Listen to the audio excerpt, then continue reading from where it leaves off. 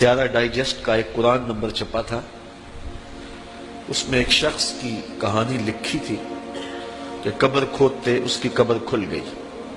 لوگوں نے دیکھا کہ قبر میں روشنی ہے اور کفن بھی میلا نہیں ہوا، اور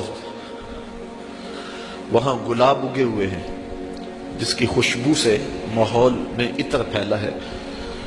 تو لوگ اس نشان پہ صاحب قبر کا گھر تلاش کرتے رہے. اس کی بیوہ سے ملاقات ہو گئی، اگرچہ وہ بہت زیادہ بوڑھی ہو چکی تھی. پوچھا تیرے شوہر کا کیا عمل ہے کہ ہم نے اس کی قبر میں روشنی بھی دیکھی ہے اور خوشبوئیں بھی دیکھی ہیں؟ اس نے کہا میرا شوہر ایک دیہاتی شخص تھا، مجھے کوئی اس کا ایسا عمل نظر نہیں آتا. ہاں یہ مجھے یاد ہے کہ وہ قرآن مجید تو نہیں پڑھا تھا، لیکن اس کتاب سے محبت اسے بڑی تھی، اور صبح جب نماز پڑھنے جاتا تو لوگ قرآن مجید کھول کے بیٹھتے تو اسے بڑا دکھ ہوتا کہ میں بھی قرآن پڑھا ہوتا تو مجھے بھی یہ برکت نصیب ہوتی. اب گھر آتا تو اس کے قدم بوجھل ہوتے. گھر آ کے طاق پہ پڑے ہوئے قرآن مجید کے نسخے کو اٹھاتا اور کھولتا اور ایک ایک سطر پہ انگلی رکھتا اور کہتا مالک مجھے نہیں پتا یہ کیا لکھا ہے، لیکن جو لکھا ہے سچ لکھا ہے. پھر نیچے آ جاتا، کہتا مالک مجھے نہیں پتا یہ کیا لکھا ہے، میری بدقسمتی ہے مجھے نہیں پتا، لیکن جو لکھا ہے سچ لکھا ہے، تیرا کلام ہے. انگلیاں پھیرتا جاتا اور یہ کہتا چلا جاتا یہ بھی حق ہے، یہ بھی حق ہے، یہ بھی حق ہے، اور یہ بھی حق ہے. تو آج اس کی قبر میں جو اجالے پھیلے ہوئے ہیں تو اس قرآن کی محبت کی وجہ سے ہے. اللہ ہم سب کی قبروں میں روشنیاں کر. چونکہ ہماری تحریک قرآن مجید کی تحریک ہے تو اللہ کی کرم نوازیاں ہو جائیں.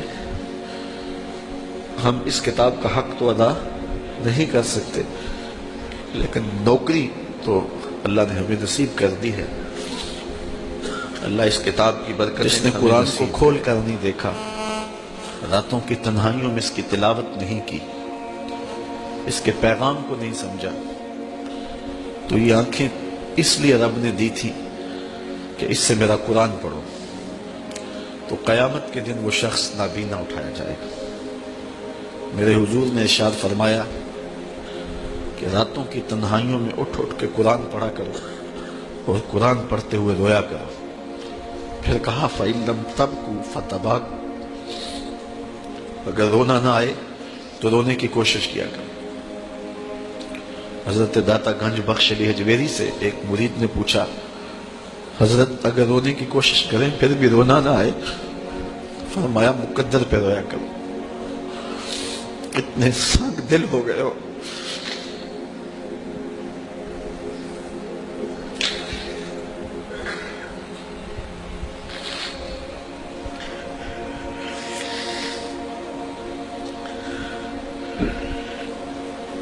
امام ابو نعیم نے حلیہ میں لکھا لا خیر فی عین لا تبکی من خشیت اللہ، اس آنکھ میں کوئی بھلائی نہیں ہے جو رب کے خوف میں روتی نہیں ہے.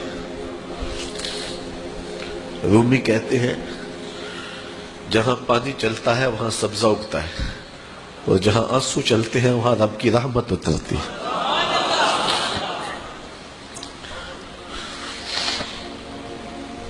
تو کہا راتوں کی تنہائیوں میں اٹھ اٹھ کے قرآن پڑھا کرو. قرآن خود نور دیتا ہے، اس کی تلاوت کیا کرو. ایک حدیث ہے جب میں نے پہلی بار پڑھی تھی تو میرے اوپر ایک کپ کپی طاری ہو گئی، اور وہ لمحے دوبارہ تو نہیں اس انداز سے مل سکے، لیکن جب بھی میں پڑھتا ہوں ایک حاض ملتا ہے.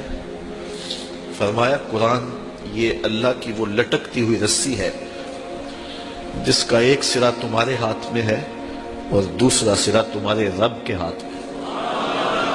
کرنٹ لگتا ہے کہ یہ وہ قرآن ہے جس کا ایک سرا رب کے ہاتھ میں ہے تو دوسرا سرا تمہارے ہاتھ میں ہے. تو کہا قرآن ڈائریکٹ فیض دے گا، قرآن ڈائریکٹ نور دے گا، علامہ اقبال نے اپنے ایک ملنے والے کو خط لکھا، کہا ترجمہ نہیں بھی آتا تو پھر بھی تلاوت کرو، خالی تلاوت کرنے والے کے قلب کا تعلق حضور کے دل سے جڑ جاتا ہے۔